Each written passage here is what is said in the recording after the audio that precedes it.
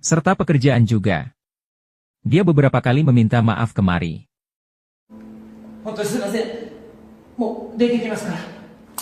Mari yang merasa kasihan langsung menawarinya makan. Si gelandangan kemudian dengan lahapnya memakan makanan yang dibawa Mari. Mari sambil memperhatikannya makan, lalu bertanya tentang banyak hal. Si gelandangan berjanji akan pergi setelah makan.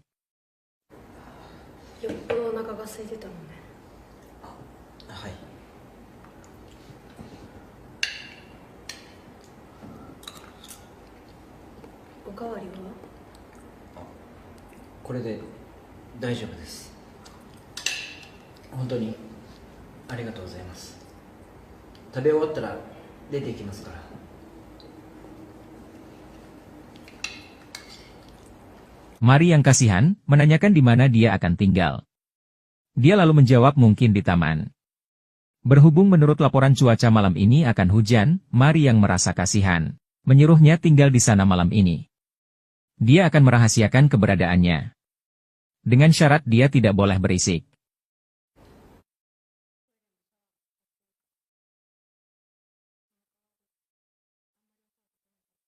Dan Mari pun meninggalkannya sendiri. Namun sepertinya dari gelagatnya, dia malah tertarik dengan si gelandangan tersebut. Malamnya, Mari menunggu suaminya di meja makan. Dia menunggu untuk makan bersamanya. Kemudian ponselnya berdering, itu dari suaminya. Dia mengabarkan jika dia malam ini tidak pulang karena harus bersama kliennya.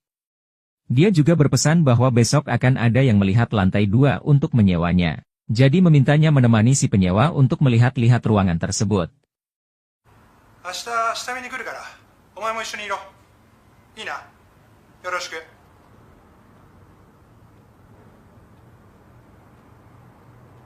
Kemudian dia berusaha membuang makanannya, namun dia ingat bahwa ada gelandangan di atas.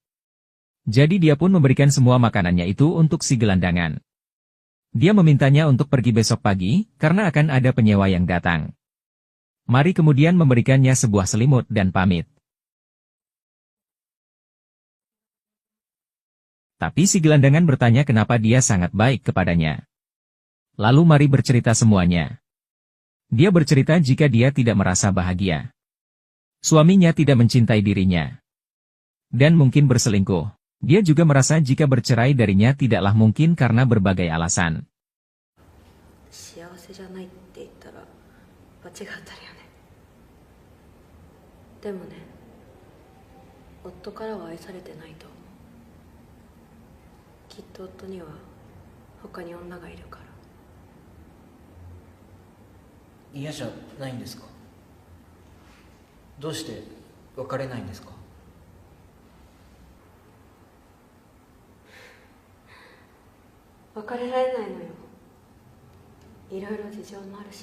Si gelandangan rupanya tahu jika Mari wanita yang kesepian, kemudian dengan berani dia mendekati Mari. Dan berusaha memeluknya.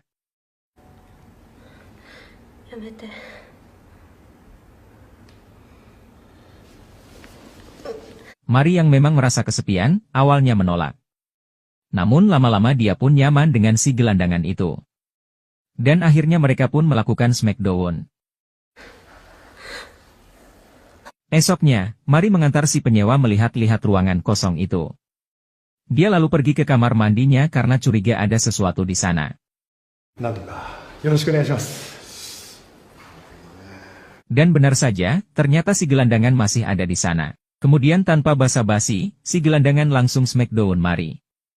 Mari yang juga senang dengan kejadian semalam, hanya bisa pasrah. Dan mereka berdua pun melakukan smackdown. Sementara itu si penyewa bersama si agen pelantara sibuk melihat-lihat ruangan sambil berdiskusi tentang biayanya. Setelah beres, si agen memanggil Mari karena si penyewa akan pulang. Mari yang masih di smackdown oleh si gelandangan, beralasan jika dia sedang membersihkan kamar mandinya. Jadi si agen dan si penyewa memutuskan pergi duluan. Dan Mari pun melanjutkan adegan enak-enaknya. Setelah beres dia buru-buru pergi dan meminta si gelandangan pun untuk segera meninggalkan tempat itu. Malamnya, Mari bersiap untuk tidur. Namun sepertinya dia mulai merasa memuncak lagi. Kali ini dia berencana memuaskan hasratnya oleh diri sendiri.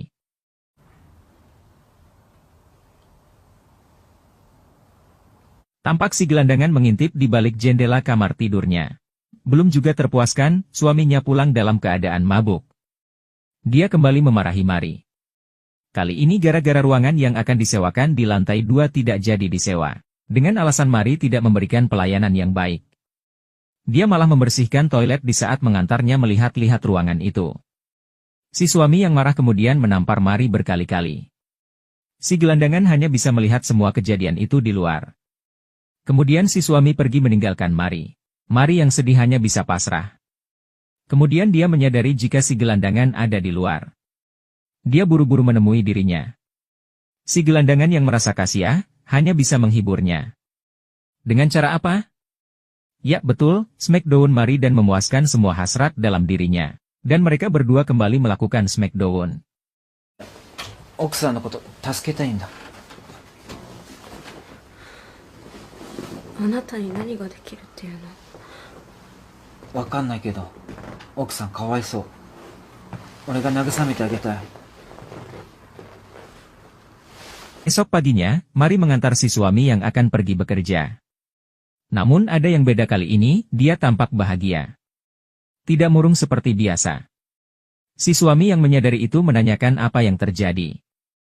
Mari hanya menjawab jika dia tidak peduli kapan si suami pulang. Dan hanya menunggunya pulang. Si suami juga berpesan jika ruangan di atas yang tidak jadi disewa, untuk selalu dibersihkan oleh Mari. Sepertinya dia sudah tidak peduli dengan suaminya, karena sudah punya si gelandangan yang setiap saat bisa memuaskan dirinya. いつもより顔が明るいじゃないか。そうですか。まあいいや。じゃあな。 Mari kemudian pergi ke atas.